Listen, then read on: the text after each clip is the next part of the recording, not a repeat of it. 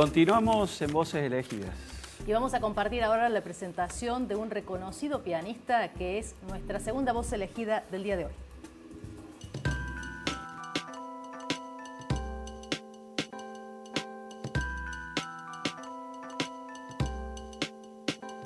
Nació en Córdoba. Desde la infancia se dedica al estudio y la práctica del piano. Docente de la Universidad Nacional de Córdoba y pianista de la Orquesta Sinfónica de Córdoba durante más de 30 años. Hoy en Voces Elegidas conversaremos sobre Humberto Catania.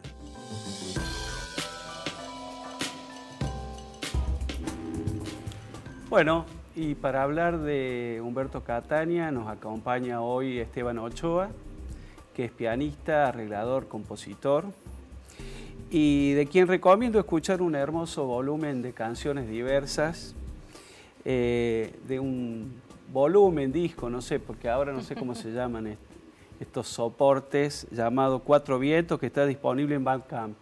Lo estuve escuchando todo el fin de semana y me gustó. Bienvenido, Esteban. ¿Qué tal? Buenas tardes. ¿Qué tal? Buenas tardes. Bueno, ¿les parece si compartimos el fragmento de la entrevista que realizó Kuroki Murúa en el año 2004 con Catania, en donde era la Escuela de Artes, que hoy es la Facultad de Artes de la Universidad Nacional de Córdoba? Lo vemos.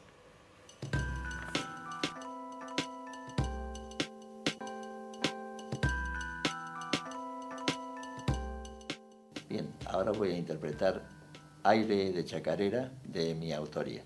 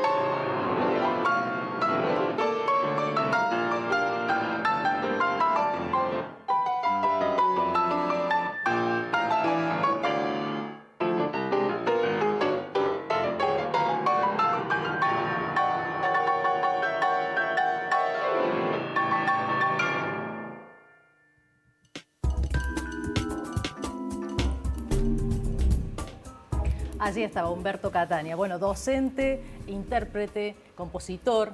¿Qué representa, Esteban, para el panorama de la música de Córdoba, Humberto Catania? Bueno, como me parece como intérprete, bueno, él fue el pianista solista de la orquesta, ¿no?, sinfónica. Cualquiera que haya ido, que haya frecuentado el teatro en todos estos años, creo que fue más de 30 años, así que esto, digamos, una carrera, además de invitado en muchas otras orquestas del país. Después, como un poco como contraste con su tarea de intérprete, es un poco la composición, o como compositor, que me parece que se inclinó más, no a una cuestión como más clásico académica, sino más bien a esto un poco que escuchamos, que es más composiciones inspiradas en la música popular, que me parece que él es la chispa con el que él empezó, digamos, a relacionarse con la música de muy pequeño. También tiene otras cosas que he escuchado como de tango, composiciones de tango también. Así que un poco también se ve armonía de música contemporánea, así, pero bueno, un poco como contraste con su labor de músico clásico, como solista de una orquesta. Y después como docente, yo no tuve la suerte de tomar clases con él, pero mis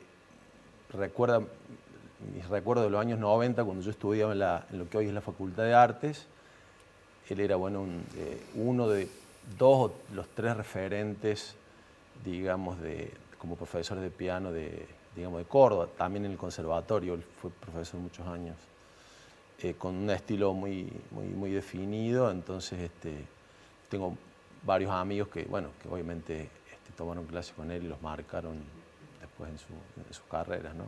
Claro, y vos ya mencionaste algo que nos interesaba conocer,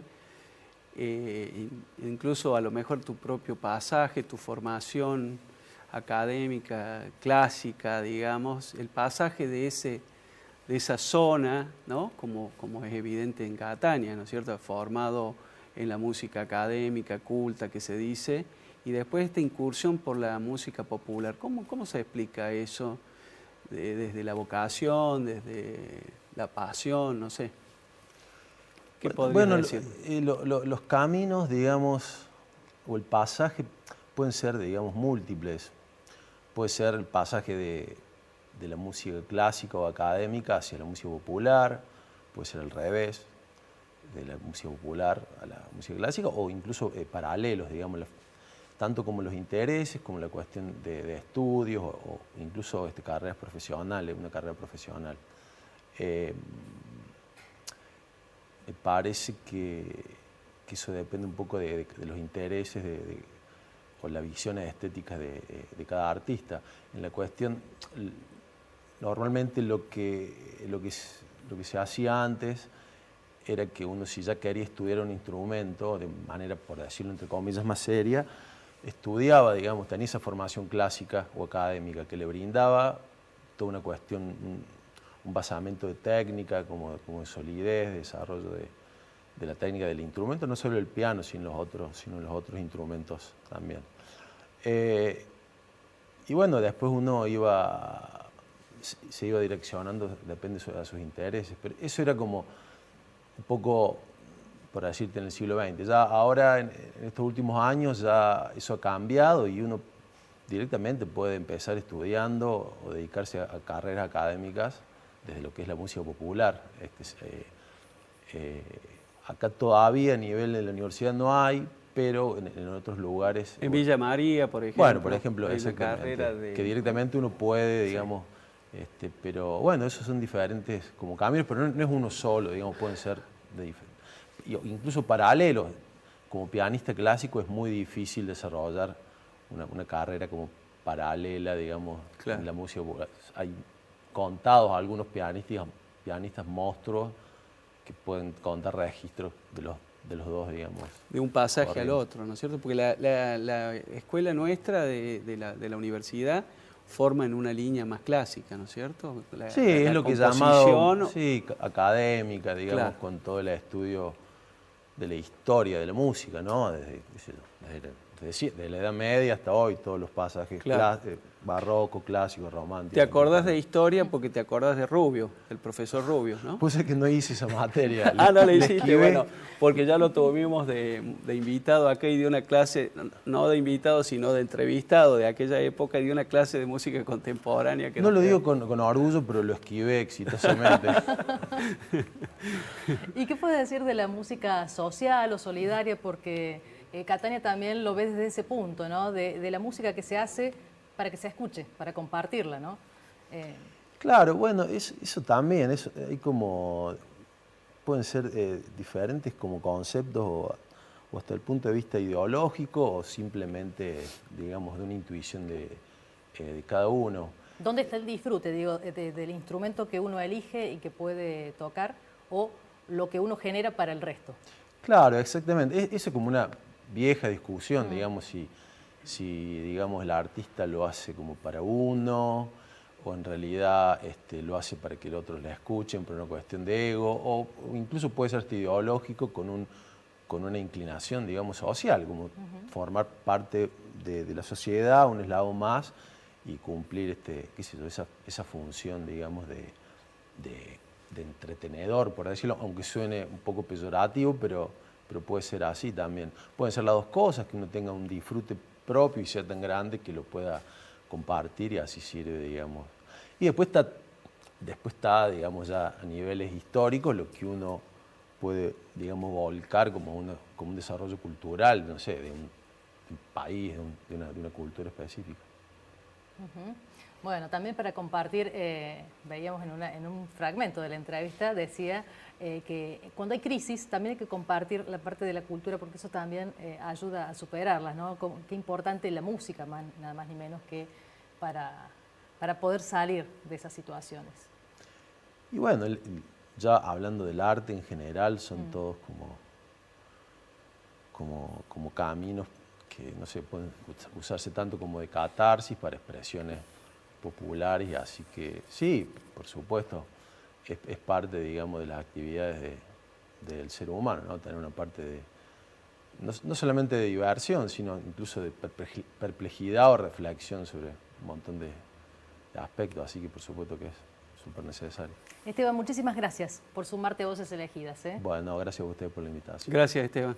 Se nos terminó el tiempo, Marcelo. Se terminó. Nos despedimos hasta el próximo programa de Voces Elegidas, cuando vamos a seguir compartiendo y festejando estos 30 años del Centro de Estudios Avanzados. Gracias.